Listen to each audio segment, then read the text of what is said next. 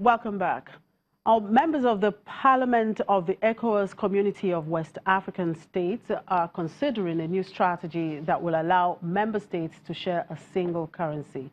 The new measure will examine the level of preparedness of each member state, discuss and determine the baseline macroeconomic requirement and structural convergence for economic and monetary integration that will lead to actualization of a common currency for financial transactions and trade facilitation in the sub-region. Now, the single currency program has suffered a couple of setbacks with 4 successive postponements in 2003, 2005, 2009, and 2015. And with this new strategy, what is the prospects? Joining me now to talk about this is a trade expert and the former Director General of Nigeria Chamber of Commerce, Industry, Mines and Agriculture, Mr. John Isemede. Good morning. Thank you very much for joining us, Mr. Isemede. Thank you very much, Ms. Now, the objective of common currency in ECOWAS seemed to be very received for several years. Several targets have been missed: 2003, 2005, 2009, 2015.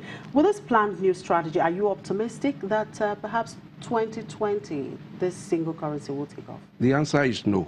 Why? We are not prepared. There is no strategy. Perhaps that's the strategy that they are trying to build up. We are copying and we are not copying well. When things are happening in the United Kingdom, in Europe and America, we think that we can just import ideas and superimpose on people. If we now go out and ask even students, the organized private sector, ask them about WAMI, the West African Monetary Institute and all that, people will tell you that they don't know what is happening. And you know, West Africa or Africa is different from the other continents of the world. Let us briefly go back to history, the manner we were colonized. There are colonies in America. America has 42 countries. Europe has 28 other territories. Asia has 48 countries. The Oceania has 14. Africa has 55, but 54 are independent countries. We have been on this since 1975. What have we achieved? I will take it from 3 angles.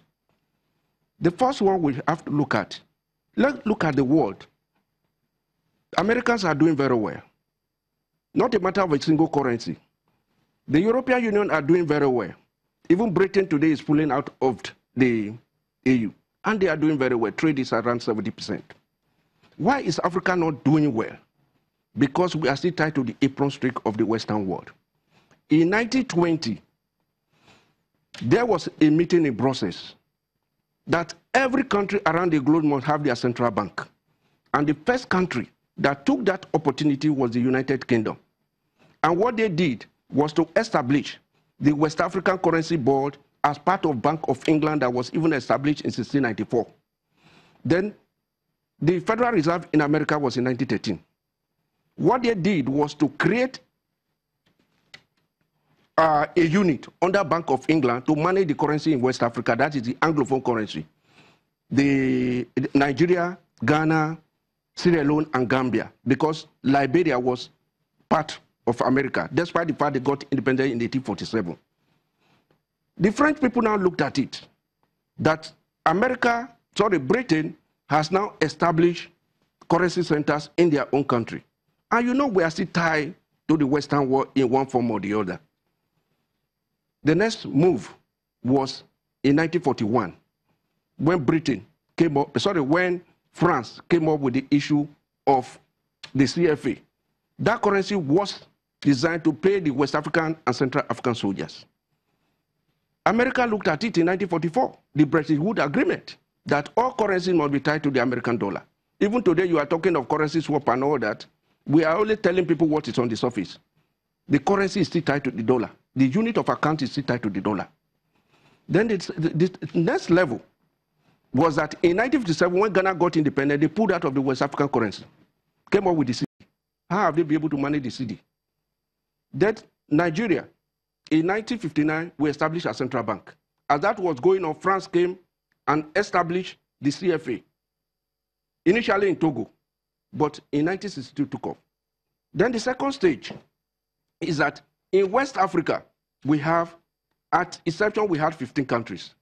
Later, it became 16. Now we have 15 plus 1. How many currencies do we have? Initially, we had 10 currencies. When Mauritania pulled out, 9. When Guinea-Bissau surrendered their own currency, 8. When you are talking of a single currency, we are confusing people who don't know what business is all about. We cannot talk of a single currency in a sub-region where you have one that is tied to the French franc and the other two not actually tied to the British pound or the dollar. It's when it comes to transaction, we are feeling from M or from A that we use the dollar. So if you look at the analysis, we have 15 countries, 8 different currencies. We have the Anglophone and the Francophone and the Lusophone. One of the Lusophone, which is Cape Verde with their Escado, they are not active with the WAMI agreement of a single currency. The second one, which is Guinea-Bissau, surrendered their currency in 1975 and became part of the CFA in 1977. What are we talking about?